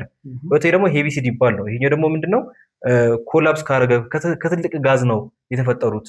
ሌሎችን እየዋጡ ሳይሆን መጀመሪያ አካባቢ በጣም እፍጋት ስለነበረ አጽናፈ ሰማይ ውስጥ ሄቪ ሲድ የሚባለውን ቲዮሪ ተከትለው እነዛን ሃይድሮጅን ጋዞች ራሳቸው ላይ ኮላፕስ አድርገው በጣም ትላልቅ ፓች ኦፍ ሃይድሮጅን ጋዞች ራሳቸው ላይ ኮላፕስ አድርገው ሱፐርማሲቭ ብላክ ሆሎችን ልናገኝ እንችላለን የሚል ሀሳብ ነው የመጣው ማለት ነው። ምናልባት ይህን ፖይንት ክሊር ለማድረግ ስለዚህ ሁለት አይነት ሀሳቦች ነው ያሉት። አንደኛው ቅድም በአወራነው ፕሮሰስ ከከዋክብቶች ተወልደው ሲሞቱ የሚኖረው ቅሪት ብላክ ሆል ይሆናል። ያ ብላክ ሆል አካባቢ ላይ ያሉ ሌሎች አካላቶችን በመሰብሰብ እያደገ ይመጣና ሱፐርማሲቭ ብላክ ሆል ግዙፍ የሆነ ብላክ ሆል ይሆናል። ይሄ የትኛው ነው? የትኛው ሲድ? ላይት ሲድ የሚባለው ነው። ኦኬ ሄቪ ሲድ ግን የሚባለው ቅድም የከዋክብት አወላለድ ፕሮሰስ ላይ ስናወራ ጋዙ ኮንደንስ ያደርግና ከዛ በኋላ ፊውዥን ሲጀምር ኮከብ ይወለዳል ነበር ያለው። ነገር ግን ኮከብ መወለዱን ትቶ ቀጥታ ሁሉም ነገር ኮላፕስ ማድረግ ይጀምርና እዛው ላይ ብላክ ሆል ይሆናል። ስለዚህ ኮከብ ጭራሽ አይፈጠርም እዛ ፕሮሰስ ውስጥ። ቀጥታ ጋዙ ኮንደንስ አድርጎ በጣም ሄቪ ስለሆነ ኮከብ ከመፍጠሩ አልፎ ግራቪቲው ጠንካራ ስለሆነ ቀጥታ ወደ ብላክ ሆልነት ይለወጣል። ምናልባት እዚህ ለመጨመር ያህል ይሄኛው ሄቪ ሲድ የሚለው ቲዮሪ የመጣው በምክንያት ነው። ዩኒቨርስ መጀመሪያ ላይ የቢግ ባንግ ቲዮሪ ላይ ወይ ደግሞ ግሬት ኤክስፓንሽን ላይ ስናስብ በጣም ፍጋት የነበረበት አብዛኛው ማተር አንድ ጊዜ የነበረበት ሰዓት ላይ ሊፈጠር የሚችል ቲዮሪ ነው። ነሰሊ አሁን ሄቪ ሲድ አሁን ይፈጠራል ማለት አይደለም። የዛን ጊዜ ግን በጣም አደገኛ ፍጋት ስለነበረ በጣም ትልቅ ፍጋት ስለነበረ በዛ ምክንያት ትልቅ ብላክ ሆሎች ሊፈጠሩ ይችላሉ የሚለው ነው። ይሄ እንግዲህ ምንድነው ሁለቱም ቲዮሪዎች ኤክስፕሌን ማድረግ የሚፈልጉት ሱፐርማሲቭ ብላክ ሆል ዩኒቨርስ ኤርሊ ስቴጅ ላይ እንዴት ተፈጠረ የሚለውን ለማየት ነው። እንግዲህ ሆፕፉሊ በሚቀጥሉት ዓመታት ናንሲ ግሬስ ሮማር ቴሌስኮፕ እንግዲህ ይሄንን ብዙ ጥያቄዎችን ይመልሳል። ከሁለቱ ላይት ሲድ ነው የሚያሸንፈው ወይስ ሄቪ ሲድ ነው የሚያሸንፈው የሚለውን ዲስትሪቢዩሽን ግራፎቹን አይተን መመለስ የምንችልበት መንገድ ነው ያለው። በጣም ፋሲኔቲንግ የሆነ ነው። አይ ቲንክ አድማጮቻችንም ተመልካቾቻችንም በዚህ ተመሳሳይ ጥያቄ እንደሚኖራችሁ ተመሳሳይ ፋሲኔሽን እንደሚኖራችሁ ተስፋ እናደርጋለን። አይ ቲንክ ወደ መጨረሻው ደቂቃ እየደረስን ነው። ፕሮግራማችንን የዛሬ ፖድካስታችንን ወደ መጨረሻ ድረስ እያለፍን ነው። እስቲ እስካሁን ያወራነው ነገሮች ላይ ጥያቄ ይኖራችኋል ብዬ ተስፋ አደርጋለሁ። ኮሜንት ላይ መጻፋችሁ እንዳትረሱ። እንዲሁም የሶሳይቲያችንን ዩቲዩብ ቻናል ሰብስክራይብ አድርጉ። ፖድካስት የምትሰሙባቸው የተለያዩ ፕላትፎርሞች ላይ ታገኙናላችሁ። የተወሰኑ ሀሳቦችን ምናልባት ምስሎችን እያሳየን ስለነበረ ዩቲዩብ ላይ ብታዩት የተመረጠ ነው። ነገር ግን በድምጽ ብቻ የምትከታተሉንም ካላችሁ ያው መሀል ላይ አለፍ እያላችሁ የምናወራውን ነገር ማየት ትችላላችሁ። ከዛ ባሻገር መጨረሻ ላይ ማስተላለፍ የምንፈልገው መልእክት ካለ ወደ አንተ ልምራና። በእኔ በኩል ብዙ እንትን የለም። ምናልባት አንተ ጋር እንትን ካለ ምን ቶፒክ በቶፒክ ደረጃ እንኳን እኔ ጋር ያለው የያዝኩትኝ የለም። ፕሮዲውሰራችንም 4 ደቂቃ ወይ 3 ደቂቃ ይቀራል እያለን ነው። 3 ደቂቃ ነው የሚቀረን። ስለዚህ በ3 ደቂቃ ውስጥ ሀሳባችን ኮንክሉድ ለማድረግ ነው። ትልቁ የተረሳ ፖይንት ህዋ ፕላስ። አይ ቲንክ ህዋ ፕላስ ዌብሳይታችንን ላውንች ካደረግን ምን ያክል ጊዜ ሆነ? 6 ወር አካባቢ 6 ወር ሆኗል። በዚህ 6 ወር ውስጥ አፕሊኬሽናችን ከ500 በላይ ዳውንሎድ አግኝቷል። ምንም ፕሮሞት አላደረግነው። ኦልሞስት የስፔስ ሳይንስ ሳይት ሜምበር የሆናችሁ ሰዎች እንዳጨናነቅናችሁ እናውቃለን። ከዛ ውጭ ግን ኦልሞስት ሌላ ቦታ ላይ ብዙ ፕሮሞት አላደረግነው። በዚሁ አጋጣሚ ዳውንሎድ አድርጋችሁ ብታዩት ሪኮመንድ እናደርጋለን አፕሊኬሽኑን። ፕሮዲውሰራችን እንዳለ እናመሰግናለን። ሊንኩን ዲስክሪፕሽን ላይ እናስቀምጥላችኋለን። ከዛ ውጭ ደግሞ ስክሪን ላይ ባለው ኪውአር ኮድ ማውረድ ትችላላችሁ። ያው አፕሊኬሽን ውስጥ በመሰረታዊነት ያለው የህዋ ሳይንስ ዜናዎች፣ የተለያዩ ጦማሮች፣ በተለያዩ በዘርፍ ውስጥ ባሉ ባለሙያዎች የተጻፉ ጦማሮች አሉ። ከዛ በተጨማሪ ደግሞ ስለ ፀሐይ ከናሳ የሚመጡ ከሶሆ ሚሽኖች የሚመጡ ቀጥታ ፀሐይን ላይቭ ላይ ማየት የምንችልባቸው መረጃዎች አሉ። የጨረቃ ውደት እዛ ውስጥ ማየት እንችላለን። መቼ ነው ጨረቃ ግማሽ የምትሆነው ማጭር የምትሆነው የሚለውን እዛ ማየት እንችላለን። ከዛ ውጭ ደግሞ ቋንቋ በአማርኛ በእንግሊዝኛም ሰፖርት እናደርጋለን። በአማርኛ ላይ ስታደርጉት የፈለኮቹ ደግሞ ፕላኔቶቹ ስያሜያቸው ምንድነው በእኛ እንደገና ደግሞ ካራክተሪስቲክሳቸው ምንድነው፣ ስሪዲ ሞዴሎች አሏቸው። እሱን ያሽከረክራችሁ ማየት ትችላላችሁ። ልክ ለህፃናትም እንደ መማሪያ ይሆናቸዋል። ታብሌት ላይም ስልክ ላይ ማወርዳችሁ በዚህ ክረምት ልጆቻችሁ በቀላሉ ስለ ህዋ ሳይንስ እንዲያውቁ ማድረግ ትችላላችሁ። ከዛ በተጨማሪ የ100 ዓመት የፀሐይ ግርዶሽ እና የጨረቃ ግርዶሽ ዳታዎች አሉ። እኛ ባለንበት በዓለም ዙሪያ የምትገኙ ሰዎች እንዳለ ካላችሁበት መገኛ 1000 ኪሎ ሜትር ሬዲየስ ላይ ያለውን ግርዶሽ ማየት ትችላላችሁ። ከዛም በተጨማሪ ከእናንተ መገኛ ውጭ ያለውንም ፀሐይና ጨረቃ ግርዶሽ ዳታ ሴት ማየት ትችላላችሁ ማለት ነው። ስለ ህብረ ከዋክብቶችም አሉ። እነዚህ ዞዲያክ ሳይን የምንላቸው ደግሞ መናዝሎች ምንድናቸው፣ እነሱ ውስጥ ምንድነው የሚገኙት ከዋክብቶች የሚለውን የከዋክብቶች መረጃ፣ የተለያዩ መረጃዎችን አጠቃልን የያዝ ነው። ብዙ የሚጠቅማችሁ ይመስለናል። እሱን ወርዳችሁ መከታተል ይቻላችሁ። ዊጅት ያ ኦፍ ኮርስ ካላንደር አለው። ከዛ ባሻገር ለምሳሌ ያክል ሁላችንም ስልካችን ላይ ዳውንሎድ አድርገን የምንጠቀምባቸው የኢትዮጵያ ካላንደር አፕሊኬሽኖች አሉ። ህዋ ፕላስም የካላንደር አፕሊኬሽን አለው። ነገር ግን ለየት የሚያደርገው ዊጅት ሆኖ ስልካችሁ ሆም ስክሪን ላይ ማስቀመጥ ትችላላችሁ። ከዛ ውጭም ሰዓት አለው። ሰዓት ስልክ ያለው የሚሰራልኛል ልትሉ ትችላላችሁ። ነገር ግን ሰዓታችን በሀበሻ ነው የሚቆጥረው። ስለዚህ 7 ሰዓት ከሆነ ከሰዓት 1 ሰዓት ፒኤም አይላችሁ 7 ሰዓት ነው የሚላችሁ። 7 ሰዓት ከሰዓት ብሎ ያሳያቸዋል ማለት ነው። ስለዚህ አፕሊኬሽናችንን እንዳውሎድ አድርጉ። ህዋ ፕላስ ዌብሳይቱ ላይ ቲፒካል አበሻ ግን የኛ ሰዓት አያረፍድም። ኤግዛክትሊ ህዋ ፕላስን መከታተል ትችላላችሁ። ከዛ በተጨማሪ ህዋ ካስት እንግዲህ በወሩ 2 ጊዜ የሚቀርብ የፖድካስት ሾው ነው ማለት ነው የሚሆነው። ስለዚህ እኛ እዚህ ላይ እየመጣን የእናንተን ጥያቄዎች እንመልሳለን። ጥያቄ መጠየቅ የምትፈልጉ ከሆነ በመርቸንዳይዝ ሳይታችን ላይ ገብታችሁ ወይም ማለት merch.tc.org ላይ ገብታችሁ ለኤስኤስ ኮንትሪቢዩት ስታደርጉ እና ዶኔት ስታደርጉ እዛ ላይ ይመጣላችሁ ቦክስ አለ። እዛ ላይ ኮሜንታችሁን ስታስገቡ እኛ ጋር ቀጥታ ይመጣል። ስለዚህ ለውይይት እናቀርበዋለን። ከዛ በተጨማሪ ደግሞ የህዋ ፕላስ ዌብሳይት ላይ ህዋ ካስት የሚለውን ነክታችሁ እዛ ላይ ጥያቄያችሁን ማስገባት ትችላላችሁ። እንግዲህ ስላዳመጣችሁና ስለተከታተላችሁ እናመሰግናለን። ቻው።